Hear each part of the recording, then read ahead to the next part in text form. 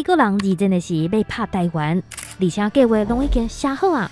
1944年6月1日，这份号做普特行动的最高机密，发给美国伫太平洋的指挥官。美国人发现台湾大部分的海沙堡拢无适合登陆，只有淡水、新竹甲东港较适合，就尾因决定伫东港附近登陆。陆军会为高雄港南北两边登陆，双头攻击高雄，突破高雄甲凤山的日军阵地以后，陆军会占领高雄港甲遮阳港。为了防止日军为南边支援高雄，海军陆战队会伫东港枋寮这边登陆，占领嘉东甲屏东附近的机场，上尾渡过高屏溪甲陆军会合，做伙向北推进。另外一支海军陆战队会甲小琉球拍落来，直接用大炮支援登陆的部队。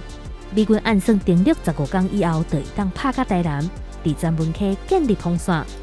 这个计划真完整，但是美军最后煞放弃啊！想要知影是啥原因，会当踮下骹看更较完整的影片。